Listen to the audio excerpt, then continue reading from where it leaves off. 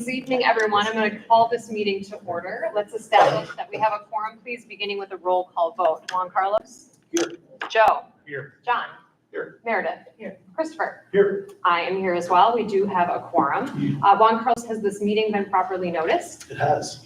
Thank you. To help ensure that we are centering our board work around our shared values and serving our students, we begin each of our board meetings by reading our district's equity framework and the Ho-Chunk land acknowledgement, which can be found at the top of your agenda. Juan Carlos, would you please be willing to read those for us tonight? My pleasure. In the Verona Area School District, our mission is that each student will acquire the knowledge and skills necessary to achieve their personal goals, thrive in a diverse and global society, and live a healthy, self-fulfilling life. To meet this mission, the Verona Area School District will ensure that every individual has access to the educational, social, and emotional support they need to feel valued and affirmed in their unique identities and experiences. We acknowledge that inequities and power dynamics exist in our system, such that some individuals, on the basis of their identities, face barriers to accessing the opportunities they need to experience success. In acknowledgement of such, the Verona Area School District is committed to disrupting these systems of inequity. And I'll follow it up with the Ho-Chunk land acknowledgement. There are currently 12 tribal nations who call Wisconsin home, with the Ho-Chunk Nation being the primary group living around Madison.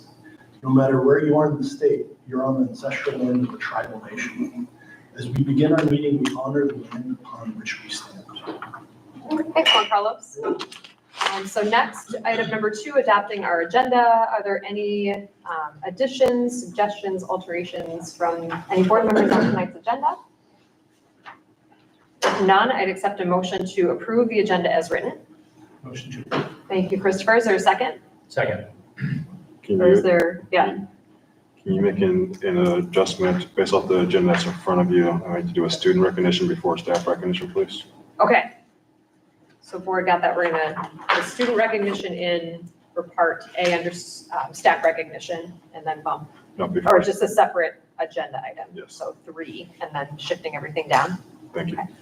Any further discussion? So we saw the motion from Christopher. Is there a second on the amended agenda? Second. Thank you, Joe. All those in favor of approving tonight's amended agenda signify with aye. Aye. Any opposed? The agenda is approved. So then we will move on to student recognition for that adjustment. Thank you very much. So over the weekend, that's why we cannot put it in the agenda because we know the results yet. We were really excited to celebrate our WI Division I girls swim and dive team as state runner-up. They brought home the silver trophy over the weekend, and just a shout out to just a dynamic group of student athletes, both from the athletic sense and from an academic sense. These students continue to strive in the pool and the diving services as well as in the classroom. So we want to give them the recognition they deserve. I believe many of them are downstairs now in the pool area as well as they wrap up their season. But you know, this for our seniors and for the team abroad, there's no better way to celebrate than to have such a wonderful performance at the state tournament, and also want to recognize our coaches who go above and beyond each year in helping our scholars thrive in so many ways. So it was on behalf of the Verona School District, and I know that as the board, we want to recognize our state runner-up for swim. Super excited.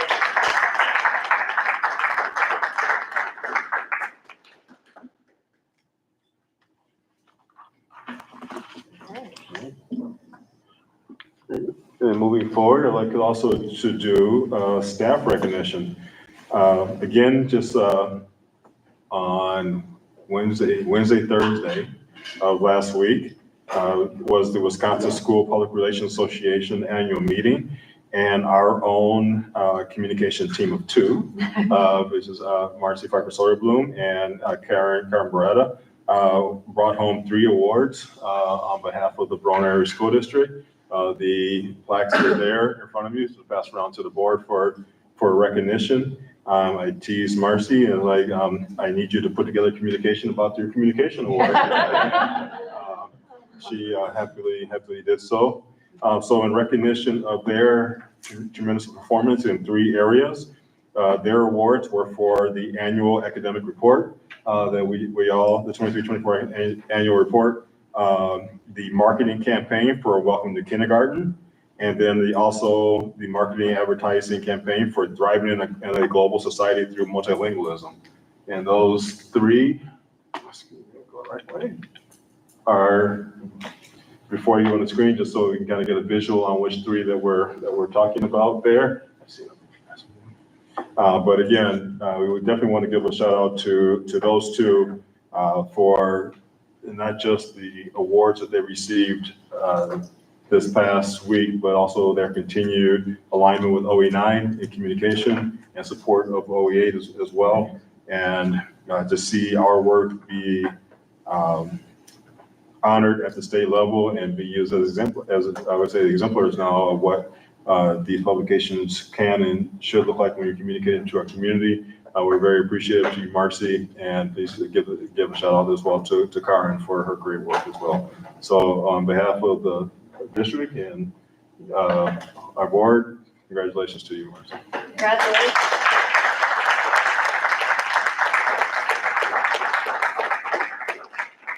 Congratulations, Marcy. And just for folks in the community, when we use our OE9, OE8 language, Marcy does a really incredible job supporting us as board members as well with communications, not only just things that we need sort of interrelated within our work, but just helping support us in external communications as well. So thank you and congratulations on behalf of our board as well. All right, that's all I have in the hardware department to be able to bring home, but we'll continue to try to demonstrate, as you saw in the Verona Press, and also we presented to you. We were recognized by Niche, which is the state kind of ranking system, and you know you kind of hate to use the word ranking in public schools together, but it is an honor that of the 421 schools within districts within the state of Wisconsin, we have continued our upward trajectory and are now ranked number 14. And again, so thank you to our Board of Education, because I know that does not happen without your leadership. I think our governance model has contributed a lot to be able to bring that work to life, and to our community who continues to put their resources and effort, and more importantly, more than anything, I want to give a recognition to our staff, because nothing happens without the magic that happens in our classroom and our staff that work every single day to continue to push enriching courses in front of our students and have high expectations for student performance. And we want to thank our staff for allowing us to continue to rise into that state recognition. Thank you for elevating that in the newsletter to families right at the top where it belongs. That was really exciting to read that, along with all the other great information that gets shared, but I'm glad that we can celebrate that. Absolutely. All right, so with that, I close the recognitions and I'd like to move over to Superintendent's report. All right, for our first piece of superintendent's report, and this is just in transparency, this is a superintendent's report on work that is owned by the Board of Education. But the board has placed us, and we thank you for the trust in allowing this team to work with a strong committee on human growth and development and provide regular updates both here, and we keep them all on our website as well. So our plan is we do with the website that is specifically for human growth and development. We provide any of the committee notes, and then we take the clips of today's conversation and add that to the site as well, so the video link would be important. So with that, I'm going to turn it over to Dr. Hawkins, who's helped leading this work and present our latest update for human growth and development. Well, good evening. Good to be here tonight. Tonight, I am joined by our spokesperson for tonight for our first human growth and development meeting, and that's Dr. Mark Wertz. He is the spokesperson for tonight. When we reconvene in December and we have a larger group, we will ask others who would like to serve in the role of spokesperson. So Dr. Mark Wertz is going to lead us through this conversation and then also foreshadow what we will do at our next meeting, which is Thursday, December the 12th. All right, that's what Dr. Thank you. Dr. Carter, members of the board, Dr. Mark Wertz, I'm your medical advisor for the school district, and also proud to serve on this group that we can work through human growth and development. One of the things that we began by is just kind of recognizing who's with us in the room. We did have a student present with us, several parents, staff members, and we hope that our numbers will continue to grow as we continue to meet and as we talk about what we're doing here today. One of the first things that we began with is, first off, just discussing how we're gonna agree to work together, how we can make a plan to communicate well, just as, you know, people in our community, as we feel passionately about topics, as we care deeply about these topics, how can we make sure we show mutual respect and communicate effectively? So we spent some time creating some guidelines, and we're gonna compile those and kind of publish those before our next meeting to kind of share together. And, again, open those things up and adjust as we need to. Beyond that, the next thing we kind of went through is the kind of policy that governs the human growth and development, the Wisconsin statute, really kind of going through it, let's say line by line, but pretty detailed, trying to figure out exactly what we want to make sure that we're covering, all the topics that are required to be covered, the things that there's recommendations or strong recommendations to be covered. And initially just kind of putting that out there as like, hey, this is what we are responsible for. This is what we make sure at the end of the day that we've achieved.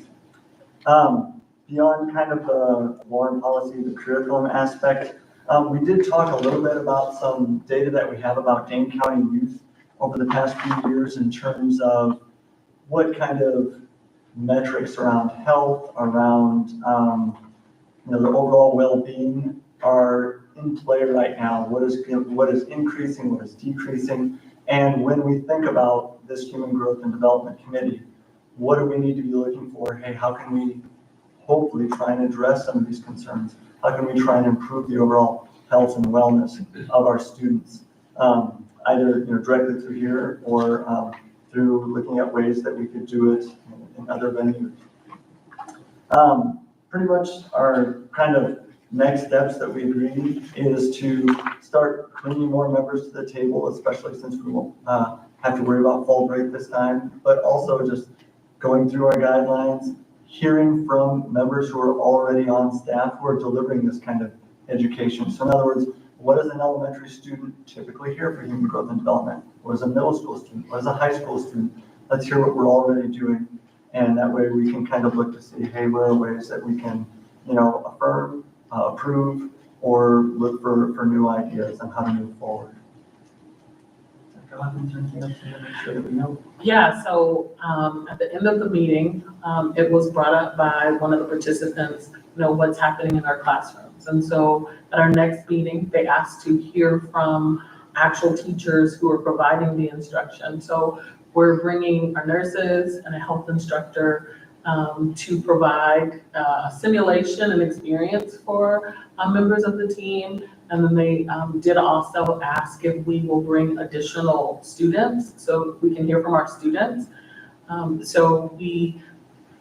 That work is happening. We want to make sure that our meetings are built on the voices of the participants that are there, then based on sharing that information with you all, and then you all speak back on what else you all would like to see. So it's almost, we're building this, I don't want to say a meeting at a time. We know where we want to go, but it is certainly informed by the participants, what they're hearing, and then from you all. That's the gist of our first meeting. And again, we'll meet on Thursday, December the 12th. So for the purposes of the conversation, we like to make sure that we are planful in our agendas and just want to get a determination based off the number of meetings. What would be the board's desirable cadence of this type of update of each meeting? Is it each meeting update, every 2 meeting update, or just want to get some kind of understanding of what that may look like?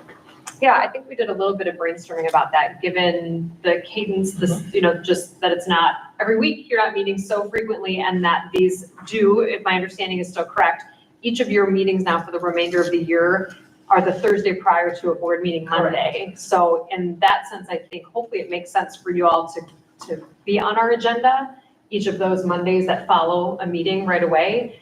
So our group can stay informed, so we can have kind of your perspective, whoever the folks are, to come fresh off of those meetings to kind of keep us updated if that feels reasonable for you all. Yes, it is. In fact, we meet Thursday the 12th, and then we are already on the draft board meeting agenda for the 16th of December.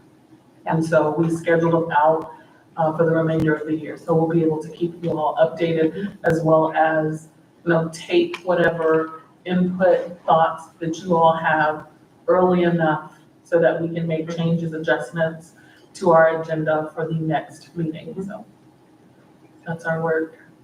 And I appreciate you all being responsive in that same way. I know you kind of said doing a meeting at a time, but really that seems to make the most sense. You've reviewed the guidelines, right? You understand, the group understands the statute. So it seems to make sense as the group kind of wrangles with information to then decide what makes the most sense moving into the next meeting. So We'll be excited to bring back information after the staff, after the team participates in the simulation and they're actually experiencing a health lesson. I think it'll also be really important to bring back the voice of our students. So I do think when we think about our students that we bring to the table, we're thinking 6-12. I believe they'll be able to articulate more, but we'll make sure that we bring a diverse group of students to share their experiences to the participants, and then we'll bring that back to you all. it seems like a more interactive way to review curriculum that exists rather than reading, right, of whatever that may look like. So Exactly. Yeah. We certainly need to hear from those that are living the curriculum, experiencing the curriculum, because they are certainly, they are the ones that consume this information. So we want to make sure that we hear their voice in the space. Thoughts or questions? All right. Dr. Wertz, thank you for your time. We appreciate hearing a voice from the committee. So thank you very much. Thank you, Dr. Hawkins. Thank you, Dr. Wertz. Thanks, Dr. Hawkins. All right, next I'll have our business team join me with Chad and Pete to begin to discuss the 25-26 budget preview. And yes, it's already time for budget, Right. but time for budget. Budget preview. 25-26. Stop. Got 24, 25 in the books. Audit is not even done yet. Yes, 25, 26 tonight. All right, for the purposes of this report, we're going to separate as it is on the agenda, budget preview, all the questions, hard stop, and then discuss the potential for open line of credit requests for this year. We want to make sure those are Two separate. two separate items. Yep. Okay. Mr. Weezy. Good, Dr. C. As Dr. C mentioned, we have really just two main topics to discuss tonight. First look at the 25-26 budget that we're going to start to put together. Tons of unknowns because we're on the doorstep of another 2-year budget cycle. But we certainly want to make sure the board knows where we believe we're at as we start to put that budget together, and then we do have a vote on a line of credit. So here's what we do accomplish tonight. Give you an update on the state budget timeline. We were here exactly 2 years ago where we had the unknown related to what the state of Wisconsin was going to do for the next 2-year budget cycle, and there's tons of positioning even starting to happen right now. We're going to walk the board through the assumptions that our team is putting together to plan for making sure we can get to a balanced budget when that time comes in the fall, roughly a year from now, 11 months from now. We'll share our 5-year forecast with those assumptions built into the forecast. We'll remind the board around the cost of staffing related to compensation, a brief update on where we're at with benefits, but that's a big budget mover for us this year. And then other things that we have going on behind the scenes just to keep the board up to speed on where we're at with this process. To catch the board up, kind of what's in front of us really now until we get through the summer. We just put together this brief timeline where some of this has already happened. So early fall, the state associations, the State Superintendent's Association, the School Board Association, the Administrators Alliance Association, all started to position. You're actually going to hear a little bit of some of the work Dr. Clarity's been doing at local and state level to really inform what DPI and the governor we're going to put together for really their budget asks. That reminder, just end up with our lawmakers. The governor at the end has a veto pen, but he's reliant on what happens at the Capitol in terms of the budget they give him. But his priorities help inform where our lawmakers end up going over the summer. All of that happened in the fall and is still happening right now.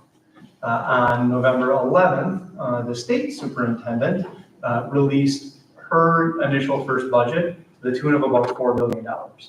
That was the majority of her budget. And that's just where she believes the budget priorities for the state lawmakers should land. She released another small added on item even today, lead in drinking water. There have been kind of some small ads before her big budget ask, and I would expect a few other ads to make the press before we end up hearing from the governor.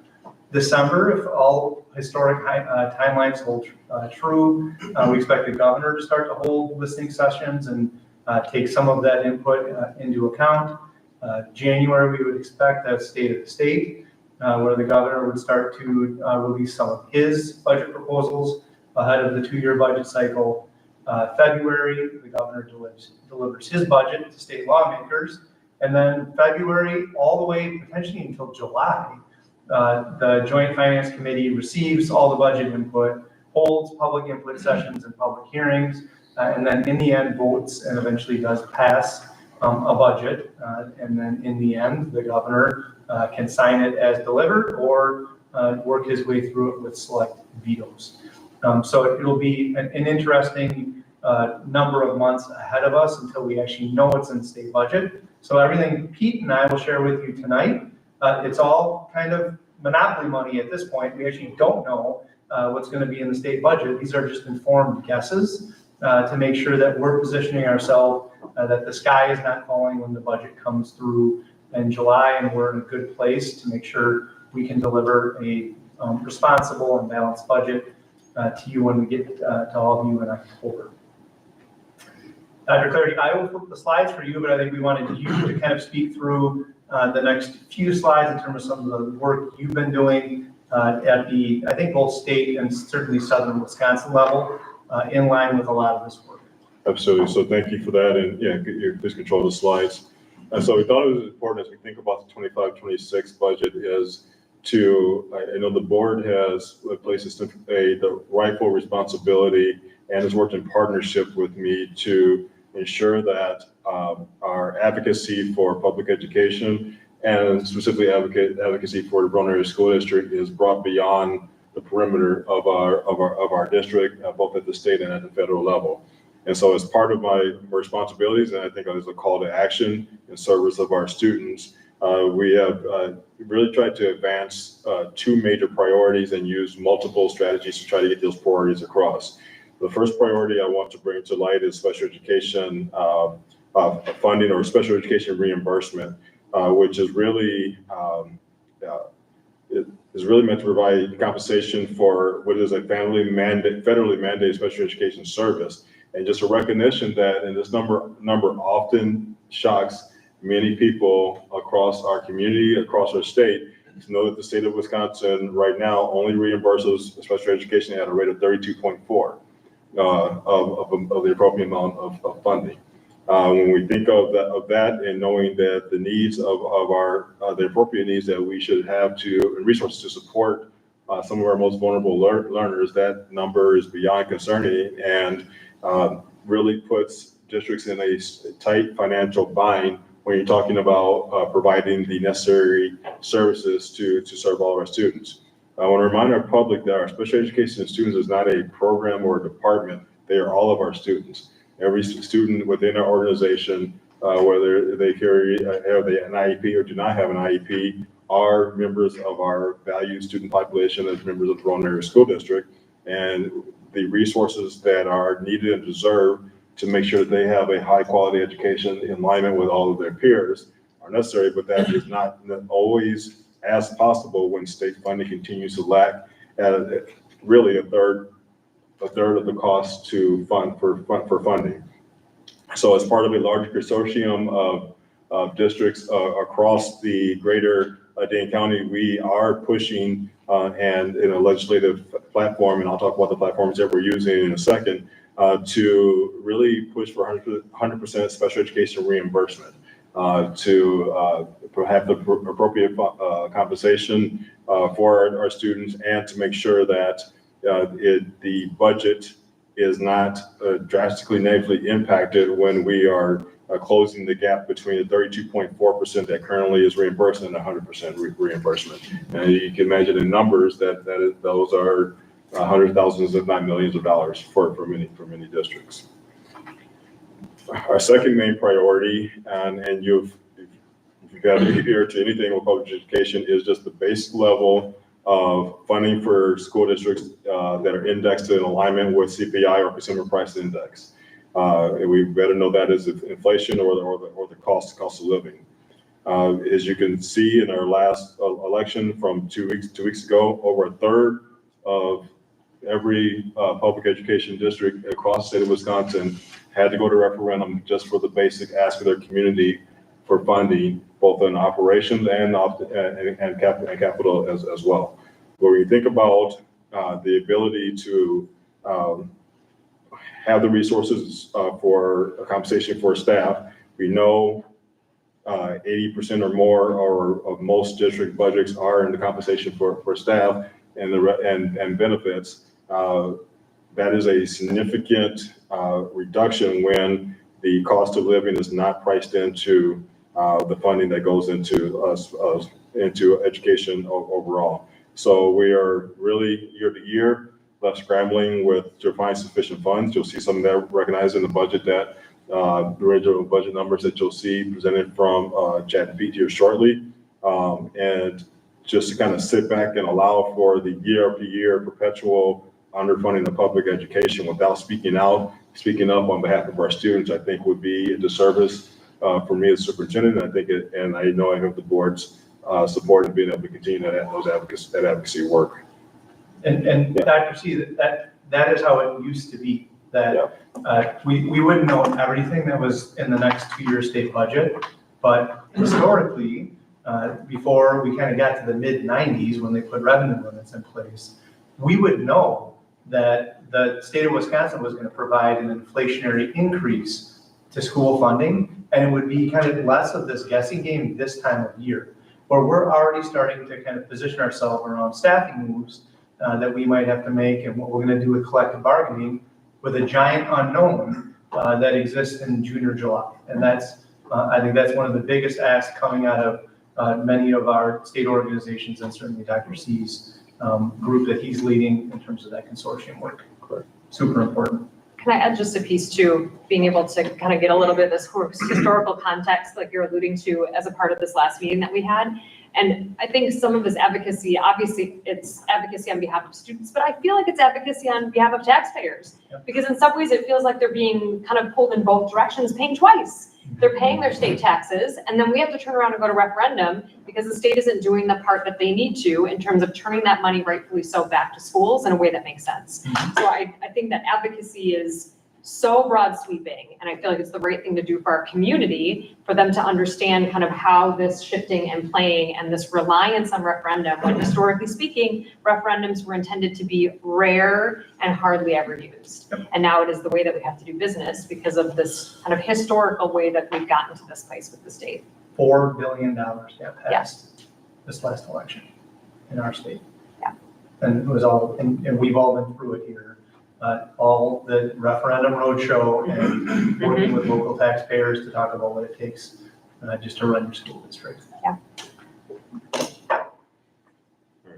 And so, in closing, before I turn it back over to Chad and Pete to get over into the real numbers, and the 4 bullet points are just a snapshot of the current actions that are in place.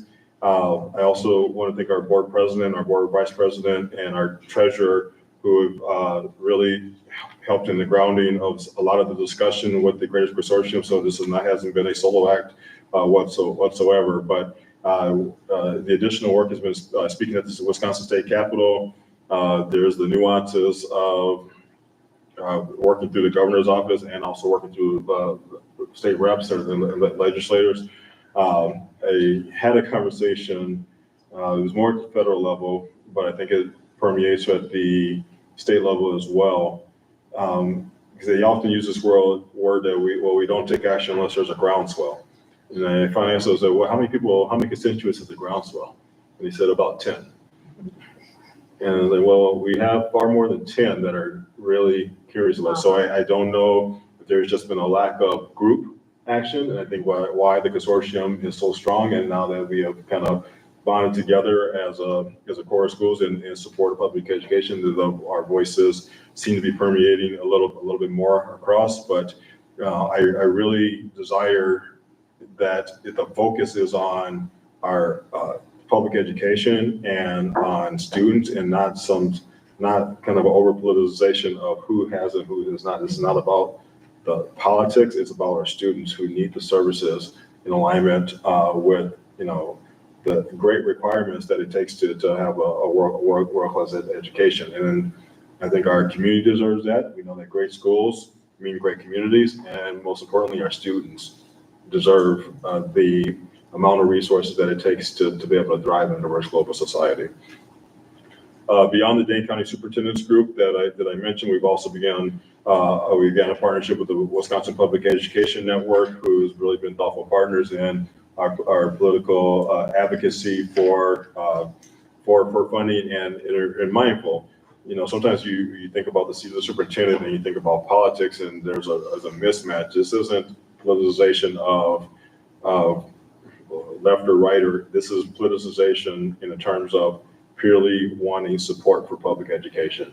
No matter what your political beliefs are, I think we all can believe that we should invest in children and invest in the way that our children are educated. So I just wanted to provide that as we get into the numbers and think about what will probably be a litany of presentations, knowing that the state budget has not been passed. It could be anywhere from January to June before we actually see real numbers out there, but the time for action is now in terms of advocating for the needs of our students. So with that, I'll turn it back over to Chad.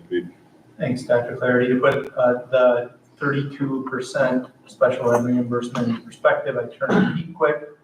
What's our projected transfer, and that's what we call it for next year, where we take Fund 10 funds and put it in Fund 27, so it's appropriately coded. For us, it'll be about $11 million next year. Put it in perspective. So those are costs.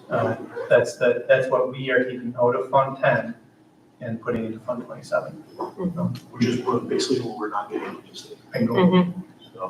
So this past, our district get $11 million. Yeah, indirectly. Yep, if they fully funded special education. Yes. All right, let's take a quick peek, and we don't have to spend a ton of time on this, but I wanted the board to understand where we're at least putting our initial assumptions for next year. We are holding steady on the $325 per pupil. The state superintendent, I believe, asked for over $400 per pupil on her recommended budget, but that again is just kind of politicking at this point. We are honing in on CPI. We've only got 6 weeks left of this year, and believe we will end up just about at 3% for the inflation index, which is certainly good news when we've had some much higher numbers all the way up to 8% over the last couple of years. The board should be very familiar with this 5-year model. I highlighted just a few things to tease out in terms of numbers we are tracking.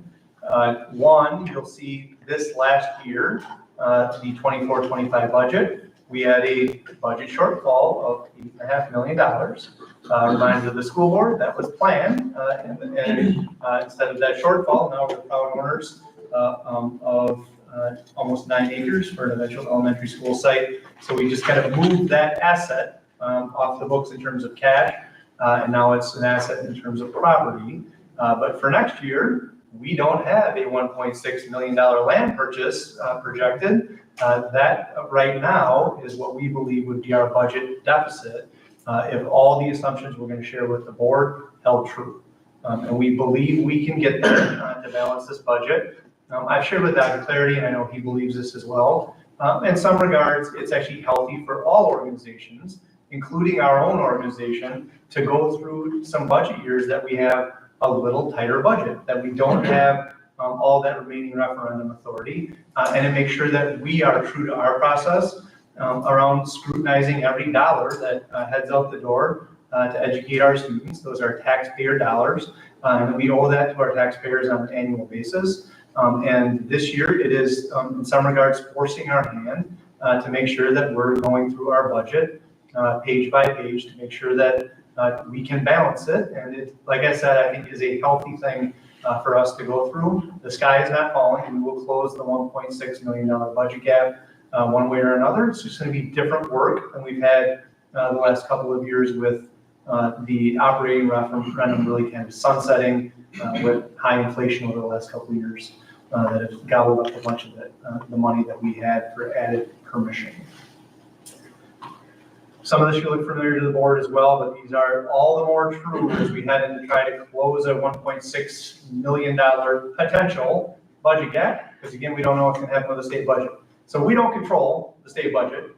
We don't control cost of living, and we don't control what happens with property value. But those are huge factors in eventually settling our budget. We do control what we do with staffing. At this point, we have dialed back the forecast we had had in the past. 2 or 3 years ago, I had adding 10 employees into this model. A year ago, we had 5. For conversation's sake today, we put 1 staff member added into the 25-26 budget. I actually fully expect that number to be a negative number by the time we get to a balanced budget in October, which again is healthy. We've shared with the board. We're educating about the exact same number of students as we were a couple of years ago because of what's happened with open enrollment. And we believe through staff attrition and retirement and us continuing to be efficient, we will find places that we can shrink our budget a little bit on the staffing side. And again, I believe that is a healthy thing for us to have to go through. Staff compensations in the mix. Each year a step increase, and that is a credit for a year of service. Right now, with the people we're holding and what they're being paid, is a $1.2 million budget add. Credit for a year of service on a salary schedule. And with the people we've got right now on the books, 1% CPI equates to an additional $650,000 to our budget when compared to the budget we're sitting in right now. Debt management is we do control, but in some regards is actually outside of the conversation tonight.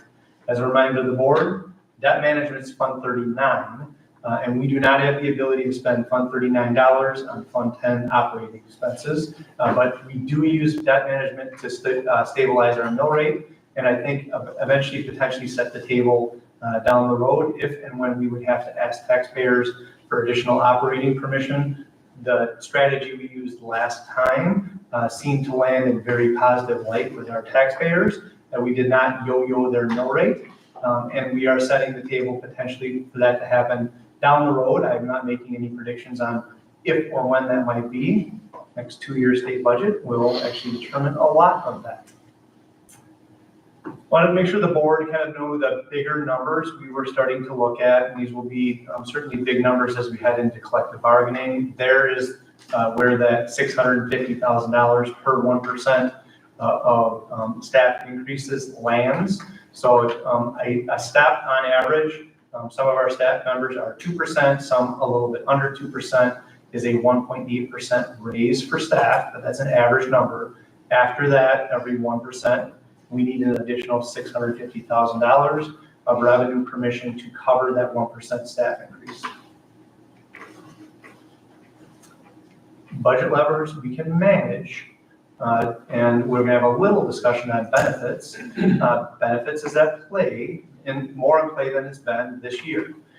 So we have our contract with GHC expiring in July. We've got to slide a little bit. We've had initial conversations with GHC that leads us to believe that potentially we may have to either look elsewhere or at least head in the direction of having GHC in a competitive environment to be our next healthcare provider. But benefits is a huge portion of our annual budget. So benefits right now is about $11 million in terms of what we write to a check to GHC each year. Which means each 1% increase in healthcare costs is $100,000 we have to add to revenue limit to balance our budget. So that's a big mover for us for next year with a tighter budget. Wanted to make sure the board was aware of that. Operational costs are a little tougher for us to manage. Things like building budgets, stuff like utilities. We can continue to make sure John and company that we're operating our buildings as efficiently as possible, but we need to pay the gas and light bills when they come due. We don't have any way to bid that out. It's a public utility and we have to pay those bills and just make sure we're operating our plants as efficiently as possible. Transportation, we've already done some of that this year and we'll take another look. We pulled 4 yellow buses off the road this year to dial back our transportation budget, but we'll take a look at things like that again. And we also have the potential of usage of one-time funding. Again, we would not recommend that for ongoing operational costs. Got this graphic in terms of kind of tying this all together in terms of where Pete and I believe that $1.6 million budget gap sits, if you're following me. On the left-hand side, we've got added revenue authority we will have for next year. We have $800,000 of remaining revenue permission from the referendum this year. We've got it set aside to transfer to Fund 39 for debt payment. But that is subject to change as we work our way through this year, but would have to come to the board in the form of a budget amendment if we decided to do anything else with that money. We have increased revenue permission. That's a guess at this point because we don't know next year's budget. On the right-hand side, those are in some regards more known costs. We have to decide what we're going to do with staffing. So if it's a 0 and we don't have any staff, that's a 0. If we reduce staff, every staff member we reduce on average is an $85,000 savings. Every staff member we added to our budget is an additional $85,000 expenditure. Staff compensation right now, we wanted to share with the board, CPI and credit for a year of service is a $3.4 million expense. Benefits that we built in to this budget, and we do not plan on actually having it increase 6.9%. That was what we paid with GAC last year. It's our goal that we likely head back into a competitive market and may even get something that's a 0 there. But right now that is $700,000 we need to add to our budget. All other things in our budget with 3% inflation would be $500,000. That gets us to a $1.6 million budget gap. But again, I'm confident we will close that by the time we get to October. These are all very rough estimates. I alluded to this just a little bit. Our contract ended with GHC in July. We've had initial conversations with GHC, and they have hinted at a substantial rate increase for us to continue beyond July. We're continuing those conversations right now. Our next steps, we updated our union leaders. We're updating our board tonight. We're going to continue conversations with GHC, and there will likely be an RFP released for healthcare services by the time we get to January 1st to kind of make sure that we are getting the most competitive bang for our buck when it comes to healthcare after July 1st. And we'll continue to update the board each step of the way along with our union leaders. A couple more slides, and then I'll certainly take questions or comments from the board. Here's our timeline. We'd just like to do this so the board kind of knows what's ahead. Pete and I will be doing OE6 in December. I believe we're going to do it with a video update. So we look forward to that in December. And then we'll have an audit presentation at the board meeting in September. The audit's wrapping up nicely. January, we'll continue to monitor what's happening at the state. We'll be deeper into staffing allocation. By the time we get to January for next year, we'll get an OE5 monitoring report, and we'll know the exact number for CPI. February, we want to have some closure or getting close to closure on healthcare insurance and what that renewal looks like. Our staffing will be much more locked in February. March, we've got teacher retirements. Pete sets budgets for next year for local school budgets, and we will be deeper into collective bargaining around base wage. April, more advocacy and kind of monitor what's happening with the state. So, but the school district budget is the gift that keeps on giving. You can see here, we certainly have work ahead of us for the next 5 months. Other things that we have in progress, we're working with all of our directors to identify efficiencies in staffing. We will have similar conversations with our principals here in December. We're going to continue to analyze staffing and the related funds that they're tied to. We believe we've got a few budget moves buried in our budget that we may be able to tie some staff members to funding lines that aren't Fund 10, and we're diving deeper into that. We're going to, an example might be, and we've already met with John Verona on this, Fund 41, which we allocate $1 million to every year for building maintenance. Right now, we just use to buy stuff, windows and roofs and parking lots. Many districts, and we may be moving in that direction likely, use a person like John Bremer or Brian Miller or Vitali, who some of you may or may have not met, that are in many cases solely dedicated to extending the useful life of our buildings. They use it for some payroll, which may free up some Fund 10 funding for us. So Rochelle, Pete, and I have literally gone through all 1,000 staff members that we've got to tease our budget apart, just to make sure we're turning over every stone as we work towards 1.6 million. Other things we'll take a look at is what we end up doing with staffing, and then we've got open enrollment that happens in January that is a budget factor and will also end up being factored into what we use for budget assumptions. That was a lot of content. I'm hoping as succinct as possible. Here to answer questions or hear comments if we've got any. I just have a quick comment. It seems like from the presentation that one of the levers that we have the most control over is that benefit line. So I'm happy to hear that we're considering going to RFP, and I think there could be an opportunity for some considerable savings while still delivering a really good benefit product to our employees. So I think that's really good. Agreed. Thank you for that, Joe. The timing seems to work actually for our school district. We have a little tighter budget, and we have the end of a 3-year extension with GHC.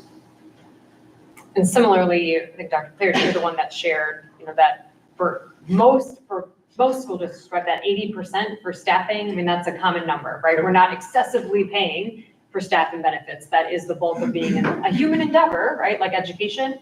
And to Joe's point and beyond, that when we find this tight budget, we don't immediately go to that 80% and start cutting teachers, or cutting staff. Right. That we're looking for, you mentioned attrition, right? So for folks that don't know, people that may retire, just perhaps not filling a position, we're not running straight to seeing who we may need to lose for staff.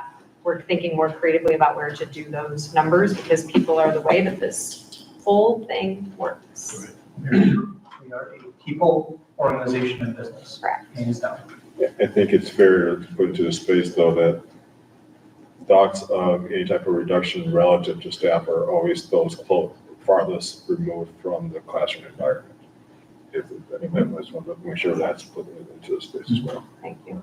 And I also want to say that I appreciate that the discussion is around not diluting benefits either.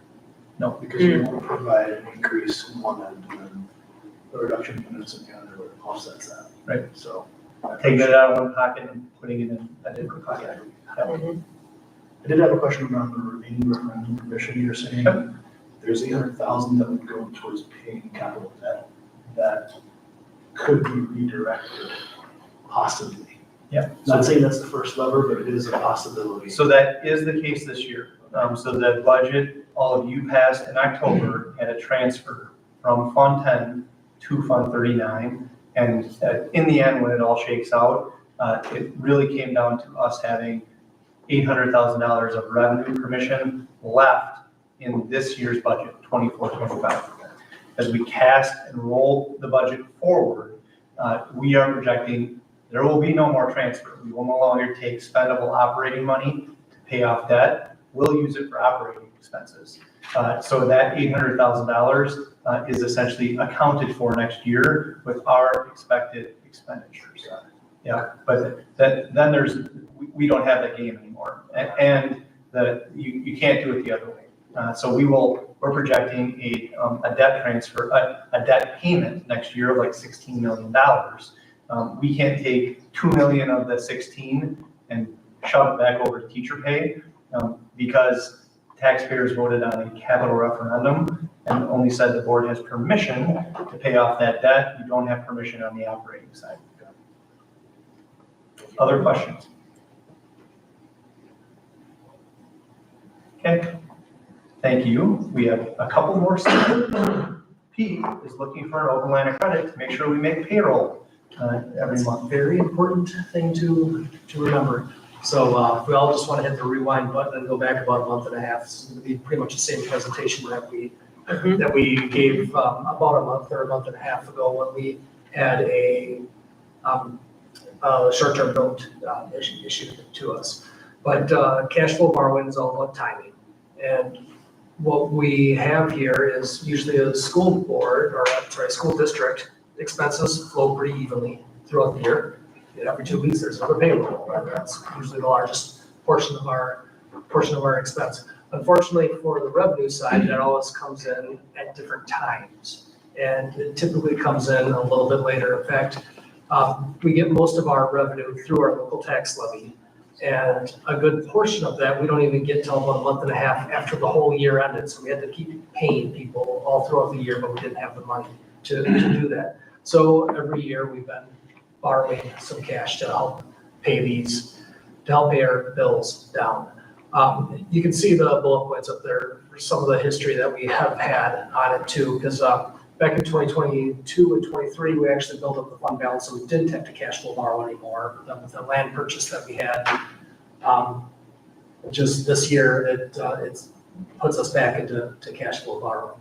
So we do currently have a $3.2 million note with PMA, which we did receive that in October, and it's sitting in our PMA bank account right now. I just saw that today, actually. And it's going to be payable back in next September. But what we'd like to do now is to enter into a line of credit with our local bank, the Lake Ridge Bank here in town. It's going to be a $7 million line of credit that we will be able to draw upon whenever we need it, if we need it. Well, hopefully we won't need to draw on it at all, because then every time you draw on it, that's when you start having to pay interest on it.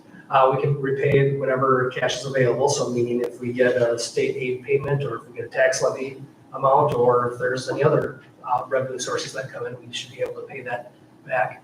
The interest rate is prime minus 0.75, so it's the same setup as last year when we had a $5 million note last year that we didn't have to draw on at all last year. And our maximum interest rate is still the same, it's at 8.5% this year. Well, board vote. Wayne, I believe. Just a quick question, or just to reiterate that my understanding is right. When we take out this line of credit, if we don't end up using it, which we didn't last year and might not this year, it doesn't cost us anything except the tiny little administrative fees to take out. That's correct. That is correct. There's no fees on to have access to this money other than paying our bond underwriter, the attorney, bond counsel, thank you, paying the attorneys to set up all the paperwork for us. And remind me again, I'm trying to remember how did you get to the 7 million? I feel like it was 5 million, but buffering a little bit for we don't want to run it so tight, so. It was, a couple months ago when we came here, we were gonna try to get a $5 million note. We ended up getting a $3.2 million note because, as we found out from bond counsel, that since we had some tax exempt leases out there, we had to net the two amounts out there, because we had about $1.8 million in tax exempt leases, which is basically Chromebook leases. Adjacent to Chromebook leases. Yes. Okay. So we found out that ended up decreasing the amount that we were able to get in that tax exempt note. So therefore, we just offset it by increasing the amount of line of credit. So our friends at PMA said that he even thinks that even dropping from the $5 million to the $3.2 million that we have, he said, I still don't think you're going to need that line of credit, but I think he's a little more optimistic than I am Okay. when it comes to this. Okay. And then can I go just most pessimistic, just for like dollar amount purposes? Let's say we have to max out the 7 million. It would get paid back likely at the start of the year-ish? When does that, or like with those revenue payments, what would be? It's when people pay their taxes. Oh, right. Yeah. Duh. And then they pass Down the one, big yeah, yeah. checks, they get deposited, and we can pay that money off. So what kind of interest might be maximal, like, right, at most, what kind of interest would we have to pay? I haven't calculated it all. I could right I now. love that Just when you depends come up on- with a question that you depends didn't on know how right long away. how long Usually we you've have got that taken out. Okay. Because if we were to, if payroll's every 2 weeks and we have to get another $2.5 million every payroll on top of it, we would have to set up some sort of table here to figure out how much that is. I was just curious, kind of worst case scenario where we end up. Or the worst is you take $7 million out day one and not pay it until you get the tax. Which will not happen, is the worst case. Right, because we don't have to do that, yeah. That would not be a very wise. I'm saying that's the But worst, yes, that would be the worst, that's the worst case. Right.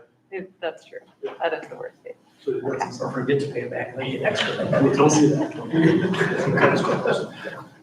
So I think we've got board action after this. We do. So if you move ahead forward to slide 37. So thanks to the presentation by Chad and Pete, there is then this motion on the table to approve this opening of our line of credit. So I would accept a motion to approve the resolution authorizing a taxable tax and revenue anticipation promissory note for cash flow purposes in an amount not to exceed $7 million. Is there a motion? So moved. Thanks, Joe. Is there a second? Second. Thanks, Juan Carlos. Any further questions or discussion from any board members? Okay, so we have a motion from Joe, a second from Juan Carlos. All those in favor of approving the resolution for the promissory note not to exceed $7 million? All in favor signify with aye. Aye. Any opposed? All right, you are approved. Thank you. Thank you. Thanks for the context and presentation. Jen and John, I'll have some paperwork. Okay, we'll see you maybe in transition between meetings to get things signed for you. So moving on into more board action, we're moving on to results policy 2.1.1, our language arts monitoring report. Greetings, Amy and Teresa. Thanks for coming to join us this evening. All right. Before Amy and Teresa start, and Amy, you're no pro. Teresa, welcome and thank you for your first one. Yeah. Well, no, I was here before, I just didn't say it. You just say it? All right. So welcome, and you're in great hands. All right. I did have some clarification that I wanted to reach out to. If you look at the monitoring report itself, which I believe everyone has either both in hard form and in the in docs, as you look at the top, there was deep discussion last spring about the 4 different categories that are listed on top. But when we went back and looked, we had all the discussion and we had what we believed to be the direction of the board, but we never had a vote on changing anything. And so I was kind of stuck in like, I don't want to do anything without officially understanding the full intent. My thought is that this was supposed to come down to 3 areas because there was questions about achieving reasonable progress with exceptions, which is one of the things that we have marked here. But we would actually mark it as achieving reasonable progress. And if not, we would also, if the board concluded that not enough progress had been met, then there was just reasonable progress not yet achieved. And we don't have any categories at this stage that are in capacity building. Am I remembering that correctly? Sounds like a conversation we all had. And yeah, I think a conversation that was had and not any board action, so. Okay. So for right now, they're all listed here in all 4 because there wasn't a vote. I thought maybe when there's a review of the results policies, as I know it's coming up shortly, you could bring that as part of the package as well and leave it until that vote comes and then switch it at a different time. Yeah, I think that makes sense. Okay.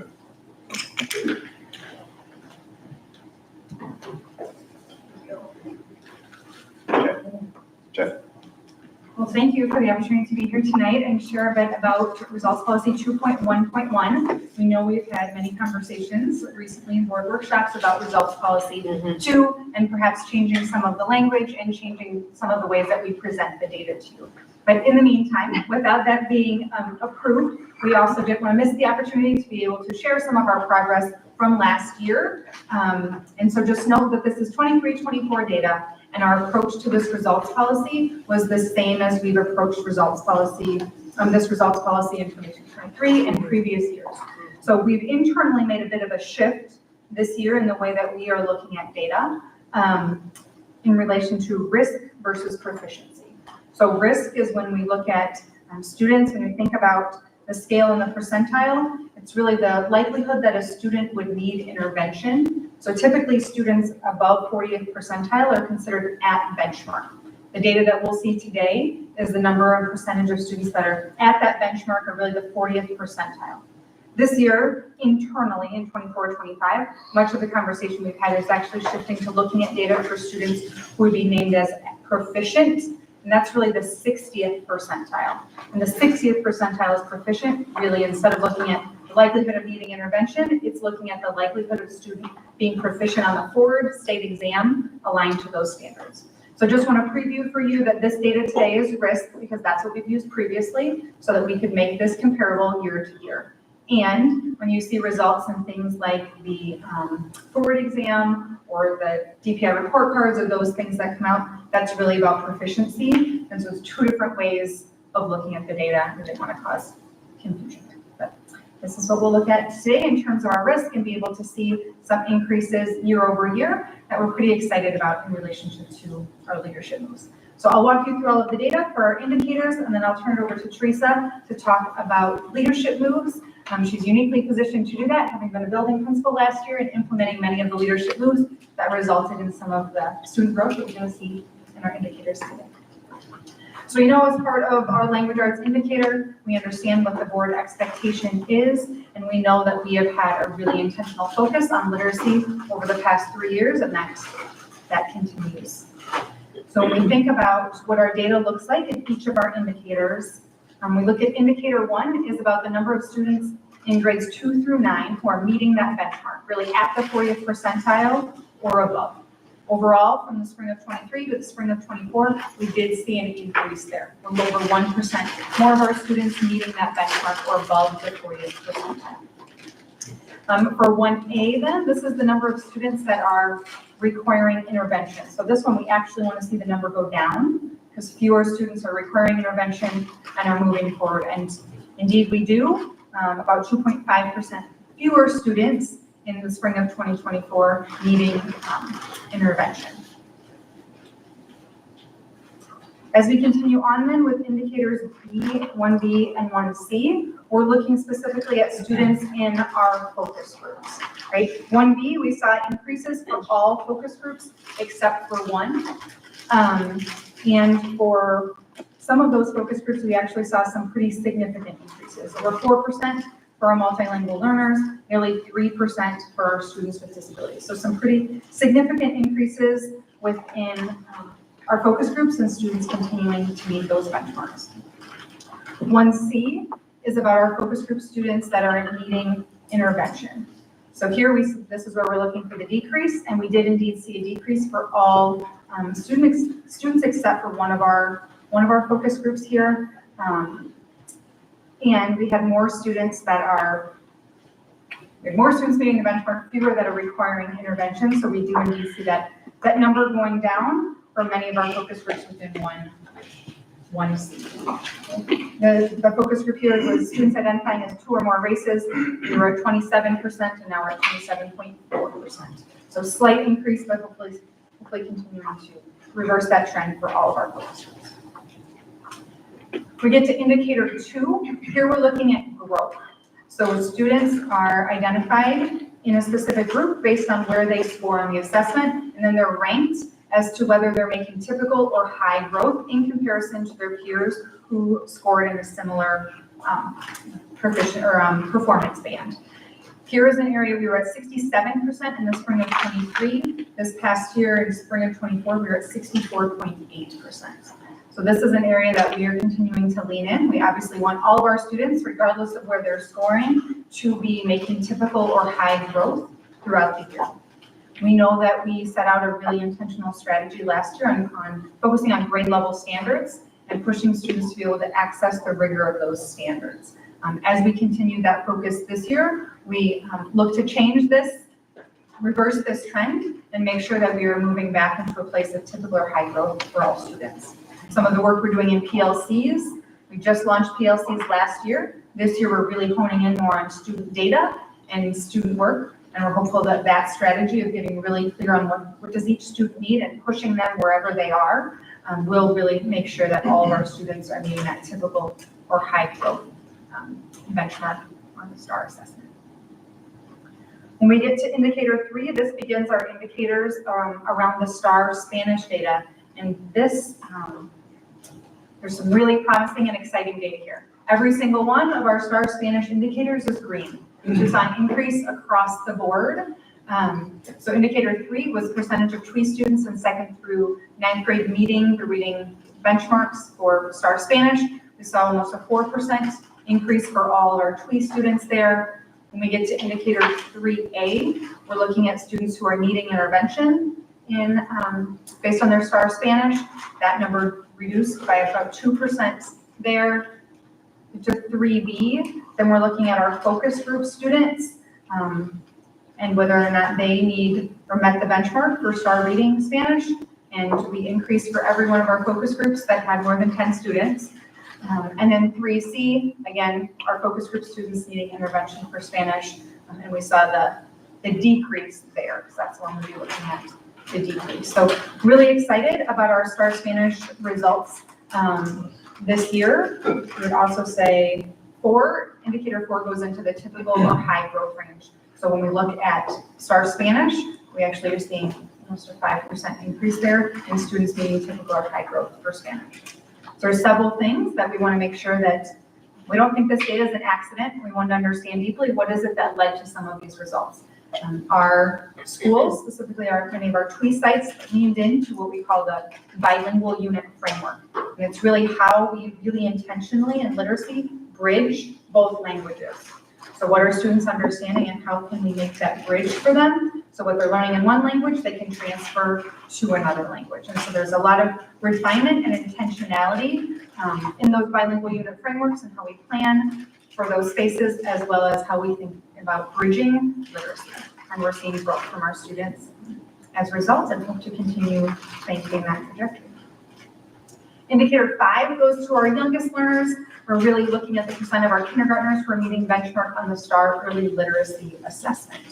Overall here, we're seeing over a 3% increase for all of our kindergarten students in that STAR literacy over the previous year. 5A, when we get to focus groups, we saw increases for 4 of our focus groups. Some of those were pretty substantial increases. Our African American students went up pretty substantially, as did, oops, the wrong page, sorry about that. Yeah, our African American students went up over 15%. We also saw some significant increases for students who identify as 2 or more races and students with disabilities. So while in some places we were not necessarily, our African American students 2 through 9 did not meet the benchmark, did not have the increase, but what we're seeing in our early literacy data makes us feel like there's a lot of promise that we're building really strong foundations for students in early literacy and setting them up to continue to be successful as they move on in their journey. Indicator 6 then takes us all the way from our youngest learners in kindergarten to our 9th and 10th grade students with the pre-ACT assessment. Pre-ACT assessment, here we're looking at students who are meeting the college readiness benchmark for reading specifically. For 9th grade students, that's a score of an 18. For 10th grade students, that's a score of a 20. In relation to the actual ACT, and the actual ACT would be a 22. That's what we're looking for. Exciting data here for our ACT. When we look at all students, we saw over a 6% increase in our 9th and 10th grade students meeting that college readiness benchmark for reading. So really exciting to see that progress. For our focus group students, we indeed saw increases for all of our groups except one. Major increases, 4% for African American students, over 20% increase for students identifying as 2 or more races, and 10% increases for our Hispanic students. So really excited about what that data is looking like in terms of the intentionality of our work in literacy and what that's resulting in for our students in relation to these assessment scores. I hand it over to Teresa though to talk a bit more about some of the leadership moves that we believe contributed to the data that we're seeing here and the ways in which we want to continue to grow the data with our focus on literacy. Thanks. So some of these will sound new to you. The great thing is all of these things are things we're continuing to lean into and just strengthen. The whole idea is to strengthen our systems and to be coherent across districts so we can support each other at each of the schools. So the first one you'll see is early literacy focus through foundational skills. We leaned into really strengthening our core instruction and really explicit instruction around phonemic awareness and phonics. We knew that that was a part that we weren't touching in Universal that we needed to, and that is an absolute necessary skill to develop really strong leaders. So we trained staff and implemented this and found really great results in this addition to our Universal instruction. PLCs is not new, but what was new last year was that all grade levels, all schools had every Monday morning that we could do this work. The collaboration was disciplined, it was structured, and it was really intentional around looking at student outcomes. We were really thinking about the cycle of inquiry. We were doing all of the parts to make sure that all of that was coming back to what impact was having on student outcomes. There was a lot of intentionality around coaches supporting and facilitation and making sure that we were supporting the work that was doing every single Monday in schools. And that in alone was great support to teachers, which was a huge benefit that we saw at the schools of really intentional professional development and supporting the work that we do every day. Co-teaching was a little newer, and not all of the schools are really encompassing this, but there are some that are really growing opportunities for teachers. And the purpose of this is to make sure that we're making connections to classroom teachers and really making sure that they are connecting with our special education and our multilingual staff members who have that expertise and then can join that. And it's really powerful. I actually just got to see it in action at one of our schools, and it was 2 adults who were meeting all the needs regardless of what their title was because they were supporting each other, and it was professional development right there, and students were benefiting greatly from it. So we're hoping to continue to grow that as well. Continuous improvement, again, is nothing new, but what's new is that we're continuing to build coherency. So our SBLT members, our school-based leadership teams are getting more proficient. So this was something that was new in the district a few years ago. And as a building principal, it really started at the ground level of just understanding how to build that system. And now we're there. So all the schools have really wonderful systems in place. And now the BLT or the SBLT members are looking at the impact that they're having. So you'll hear that word probably 3, 4, 5 times in a sentence if you talk to anyone on the leadership team. We're really measuring what impact we're having. So as an SBLT member, when you're planning your SIP, when you're in a classroom and you're looking at instruction, the whole idea around this is to really think about what impact are we having on children and their lives and instruction. And this is giving us that opportunity to really measure that at a more consistent pace. And then the last one that's listed up there is multi-level systems of support. Again, that is not new, MLSS. It has a new name, probably the 3rd iteration. What's really wonderful about this is we have an MLSS coordinator who has one of the smartest brains that I have had the pleasure to work with. And she is building consistent systems throughout our schools. Again, really, really wonderful support for our resource teachers, for our classroom teachers, for our building leaders who are instructional leaders as well, and making sure that we're thinking about every move we make and how that is impacting students and what types of needs they have so we can make sure that they're meeting them systematically. So lots of systems to be built, and it feels great to know that we've been working on this for a couple of years with this fantastic leadership team that has brought all of this work to us. And what I think that is most important is to think about the awareness and intentionality that we have now and a result of how we're meeting student needs. So it's really, really intentional, and it's work that we hadn't necessarily been doing in prior years. That. And you'll notice that that is some of the increases that we're seeing in the student scores, but also just the professional development and the confidence that we're building for teachers and for children as well, as they're getting all of their skills that they need. So it's some great work. Thanks, Teresa. So we're excited to share this data today. Also, I have to admit, it felt a little awkward. We've been spending all this time on our new core instructional resources. Those were adopted in 24-25, so that's not yet impacting this data, but that's something that we are keenly aware of, monitoring our unit assessment data with our new core instructional resource, as well as the work that we're doing with Act 20 and reading plans to continue to increase that intentionality, as Teresa named, as we move forward and measuring our impact in 24-25. So, what questions do you have? I just have a comment. I love the co-teaching bullet point just from my prior life and working with teachers, both classroom teachers and special educators. It's just such amazing what things happen when they come together on equal footing that way. I honestly have never heard someone say that there's bad things happening there.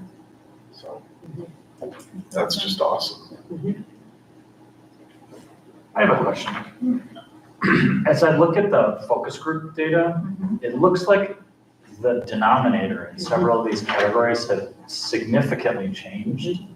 And I'm wondering if you attribute that to actual changing demographics in our schools, or is it something different we're doing in terms of how the data is being captured, or do we feel like we're getting different representation on who's showing up on exam day? Or I don't know what do you think attributes to these kind of, in some cases, greater than 10% in 1 year swings in the focus group numbers?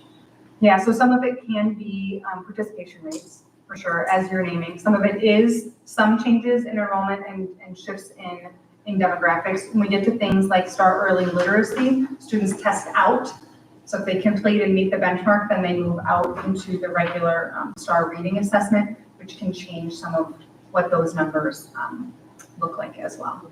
That's some of what we're paying attention to. You know, we've had some robust discussions in the past about what constitutes an increase as a result of some of those changing numbers. But overall, we're just looking at where are we seeing improvement for students in their experience.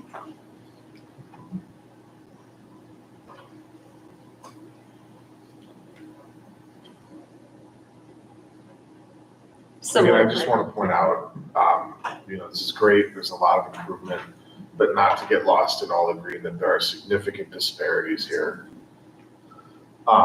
in the focus groups. A lot of these focus groups are getting more green, but significant disparities that should command our attention at every turn. Thanks for that. Definitely. While we're excited that there's progress, it's certainly not enough. And that's why we continue to dig into new core instructional resources, going deeper with our professional learning communities and looking at student data and making sure that students are having access to grade level standards, increasing co-teaching opportunities, because we're seeing some things that work and we need to be able to bring those to scale so that we can reduce the disproportionality and what we're seeing within this data. So we can ultimately truly live out R1 and our mission for all our students. I think it's also fair to put into the space that, as you heard Director Taylor speak about impact, and we also philosophically are working deep with our educators to help them understand. If you look at the totality of the overall disproportionality that we know that we began with and we're working to close, it can seem insurmountable at times. And our focus has been, how do we get 1% better as an organization every single day? And how do you make 1% improvement in the classroom, in your instruction each day? If you look at it from that incremental approach, it allows our staff to be positioned in a place to lean in deeper and have that willingness. If you look at it from And rightly so, we want to get there. We also know it's a journey that we're in together. And I don't necessarily always want staff in a space where they look at the 100% as I have to be there tomorrow, because that's not a reality for them. And it can sometimes lead to the loss of hope. And once once hope is lost, there's a tendency to kind of hold on to the status quo. So I fully hear and respect that the disproportionality exists. We are not yet data aligned to our equity framework because we have not closed all of the gaps, but the incremental approach of how we're getting there is crucial. And I think we're on the right journey for that. And that's the piece, Joy, just the craving I have about wanting to get into those numbers. It's like the conversations I envision happening on Late Start Mondays, the conversation about one learner, and that you're right, that every one student has a story, and seeing the progress incrementally Monday to Monday with those deep dives or day to day. Those are the stories we clearly, right, we've talked about this as a board, the importance of benchmarks and proficiency and kind of viewing our district from that 30,000-foot view. And those are the things that I just crave to also hear and learn about, or, those examples of learners that are feeling those big strides and the things that are kind of just changing the paradigm perspective from a learner, from a teacher that I know are in there. And so I kind of that space in between is just that interesting thing. And so I think the leadership moves help tell us that story. But just always wishing to maybe a fly on the wall on some of those Late Start Monday deep dives.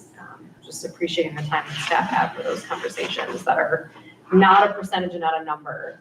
That's where the human conversation, right? The student is living kind of in that dialogue. We've introduced an instructional practices walkthrough tool just within the last month, in which it's a common tool that we're going to classrooms across the district, 4K, all the way up to 18 to 21. And we're looking for specific instructional practices in the classroom. And one of the questions in that walkthrough tool is talking to students. And can students articulate what they're learning and why they're learning it and how it's meaningful to them, right? To get to your point of the individual student level and what are the moves that we need to make, as well as how do we help students build agency in what their performance data is showing and what their long-term goals are, not just related to this data, but long-term goals in terms of future plans. Go ahead, John. Can I just throw something out there? Again, it's more of a comment. Yeah. When we say things like, co-teaching or walkthrough tools or professional learning communities and all that, really what we're saying is that we're finding a lot of ways and benefits from collaborating with each other and learning from each other as we're going, having special educators in the classroom, having time where teachers can talk to each other and learn from each other as they go. And those Mondays make a big part of it, but I just wanted to kind of boil down and simplify all these fancy practices, really boil down to getting the time and space to collaborate better and help everyone do better. And then similarly, when we're talking about really being intentional with our decoding or our phonemic awareness or whatever, we're talking about getting kind of back to the basics of sounding words out, teaching kids how to do that methodically at an early age so that they can be more confident readers. And I just wanted to kind of throw that out there more simple terms. Appreciate it. Took us all the way back to slide number 5 on North Star, collaboration and disciplinary literacy. There's a reason that's there, and that's what we're going to continue to ground in. Any other questions, comments from board members? Okay, so we are in board action for this results policy. Love it. I know, and I'm gonna get to my notes because they help me. So we have the report from administration. We have received and discussed this results policy for 2.1.1.1.1. Language arts monitoring report. I'll now accept a motion to accept and approve the report as presented, so we can just begin any further discussion around reasonable progress. Is there a motion? So moved. Thanks, John. Is there a second? Okay, so a motion by John, a second by Christopher. Any further discussion then on what we think about the monitoring report demonstrating reasonable progress, or as we have the admin team sharing reasonable progress with exceptions?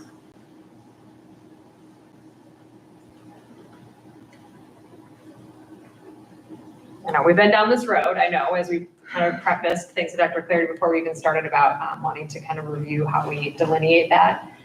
But given no further comments or discussion, we'll go ahead and reiterate that we have a motion and a second. So the report has been, scratch that.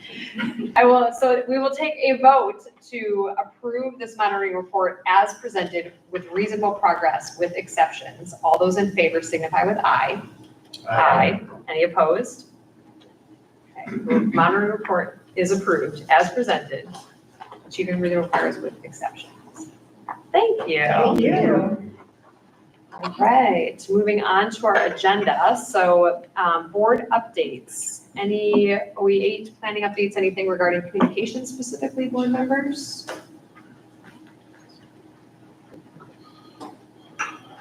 Okay. Any other general updates? I know I have one. Any general updates from anyone? I'll be absent at the December 1st. Second, December Second, 2nd. yes. Yep, thank you. I have that noted. Thank you. Okay, so just other general board, I guess, or school board updates. So, wow, the spring election will be upon us. So December 1st will officially happen before our next board meeting. So December 1st is the first date with which folks running for board seats can start collecting signatures to get on the ballot. So this spring, we have 2 seats that will be coming up for reelection. So Joe, an at-large seat, and Christopher, a City of Fitchburg seat. So both of your seats will be on the spring ballot. Either of you want to add any comments to your open seat or maybe intention to be a part of things? Yeah, I mean, I'm happy to confirm that my intention is to run again. So, Yay, thank you. And I as well do attend on campus. So any folks that may be interested, so at large is exactly as it sounds, City of Fitchburg is a portion seat, so that does require a resident of the City of Fitchburg in the Verona Area School District. If any folks in the community have questions or are considering running, we have Lori, myself can be touch points for any questions, but again, signatures you can start collecting as of December 1st. They are due with the first Tuesday of January. So we'll continue to give some reminders, but I just want to get that heads up since we will be hitting that December 1st date before we convene again. Yeah, we're glad to hear that our current board members are willing to stay on the ride. Joe, you are proof that you don't have to be large to hold an at-large.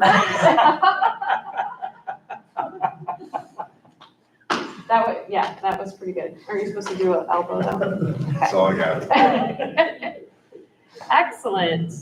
Moving on to, I guess we're on agenda item number 8 with our shift public comment. I don't notice any, but Lori, anything I may have missed? Okay, thank you. And moving on to superintendent's consent agenda. Please make sure that you've taken a look at the items listed. Are there any questions? Hearing none, the superintendent's consent agenda is approved as presented. And then next item to make sure we've looked over the board's consent agenda. Are there any questions?